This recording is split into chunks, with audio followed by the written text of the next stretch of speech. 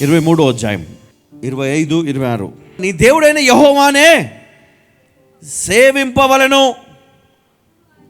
అప్పుడు ఆయన నీ ఆహారమును నీ పానమును దీవించును.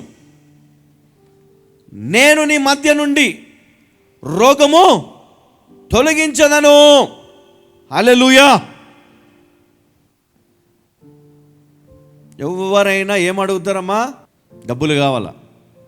ఇంకా తల్లిదండ్రులు తిడుతూ ఉంటారు, ఏం పెట్టినావు నాకు, వాడికి ఇంత ఇచ్చినావు, వీడికి ఇంత ఇచ్చినావు, వానికి ఇంత, ఈమెకి ఇంత, నాకేం పెట్టినావు, ఎందుకు కన్నావురా నన్ను కదా, ఎందుకు కన్నావు నన్ను? పాపం ఆయనకి ఏం తెలియదు, పిచ్చోడు, బిక్కు బిక్కు మన అడ్డు చూస్తూ ఉంటాడు, ఎందుకు కన్నావు నన్ను అంటాడు కదా. ఆడపిల్లలు అంతే, మగపిల్లలు కూడా అంతే. డబ్బు, నేను చెప్తున్నా, ఎవరైతే డబ్బు వెనక పరిగెత్తుతారో చివరికి వారికి ఈ భూమిపైన ఏం మిగలదండి. మీరు రాసి పెట్టుకోండి, వాక్యమే బోధిస్తుంది మనకు. డబ్బు వెనకాల పరిగెత్తువాడు చివరికి అది దొరకక ఏమైపోతాడు? ఏడుస్తాడంట, మొరపెట్టుకుంటాడంట కదా. తప్పిపోయిన కుమారుడు డబ్బు వెంట పరిగెత్తాడు, గొప్పగా అయిపోదాం అనుకున్నాడు, చివరికి బట్టలు కూడా లేవు, పందుల పొట్టు తిని ఉన్నది పోయి ఉంచుకునే అన్ని పోయి ఏమైపోయాడు చివరికి?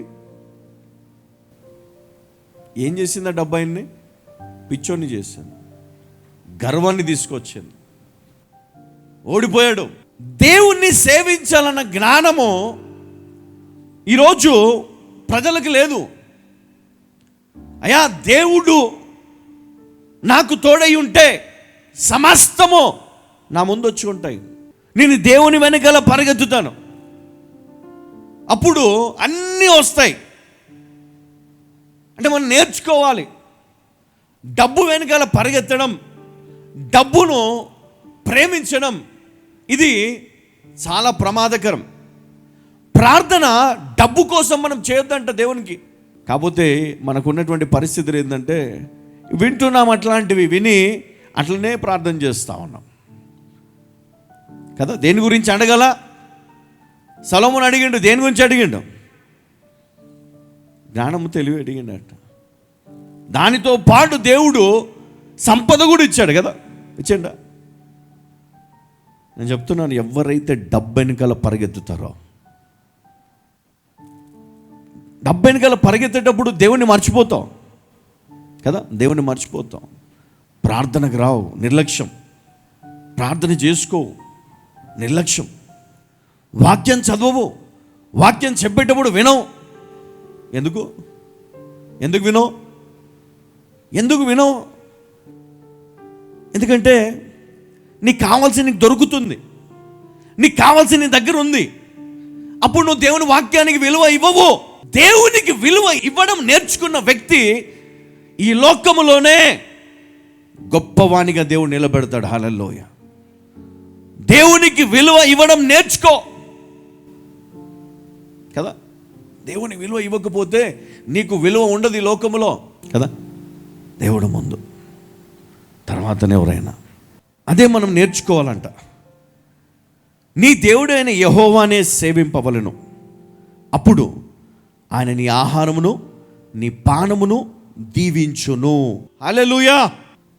ఆహారము, పానము. మనిషికి ఏమో అవసరం అండి? బ్రతకడానికి ఏం కావాలా చెప్పండి? ఏం కావాలా? బ్రతకడానికి ఏం కావాలా చెప్పాలా? ఒకప్పుడు ఈ కార్లు లేవు, ఈ బంగ్లాలు లేవు, ఇవేమి లేవు. అప్పుడు ఏమి అవసరము మనకి? మనిషికి ఏం కావాలి? కడుపు నిండాలి ఆ రోజు కదా. 3 పూటలు తినకపోయినా ఒక పూట తిన్నా కడుపు నిండా తింటే బ్రతుకుతాం.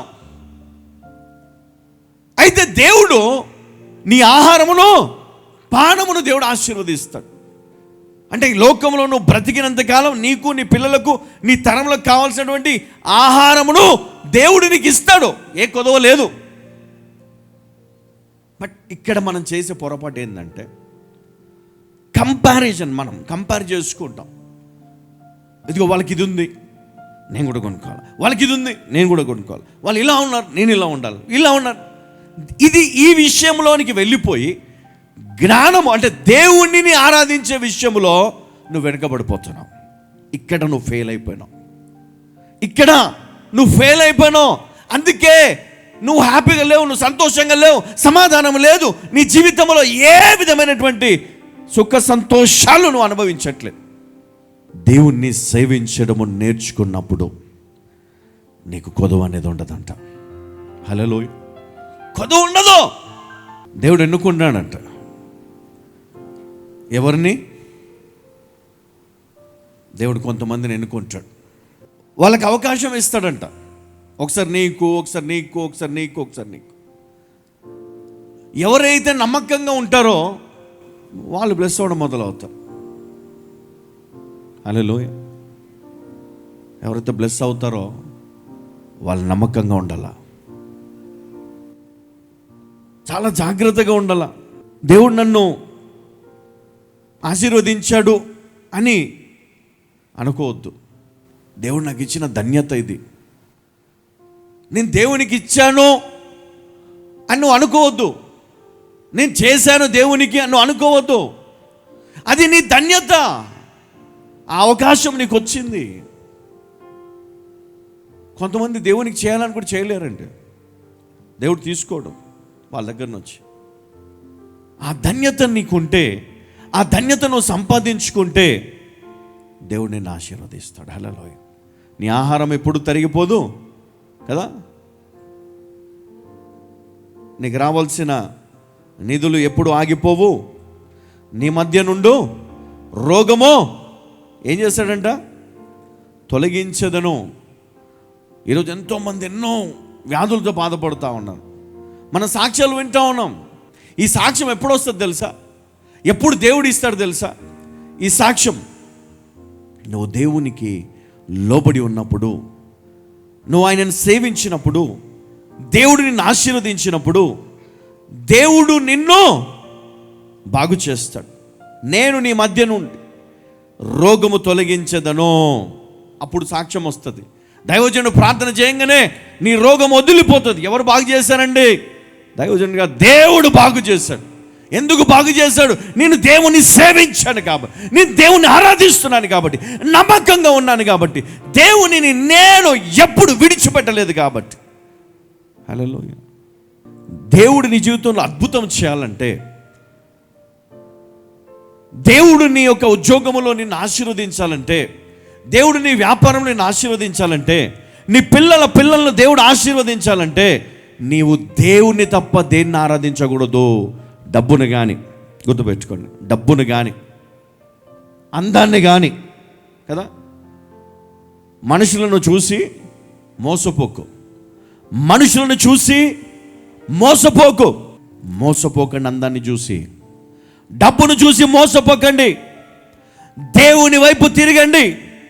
దేవుడు మీ జీవితాలను స్థిరపరుస్తాడు. హల్లెలూయా. దేవుని చిత్తముతో జరిగిన పెళ్లి కానీ, దేవుని చిత్తముతో ఏర్పరచబడినటువంటి ఏ సంబంధమైన ఆశీర్వదించబడుతుంది. హల్లెలూయా. దేవుని చిత్తము లేకుండా నువ్వు ఏ పని చేసినా, అది ఉద్యోగమైన, వ్యాపారమైన, అది ఏ నిర్ణయమైనా సరే, అది నిలబడదు. హల్లెలూయా.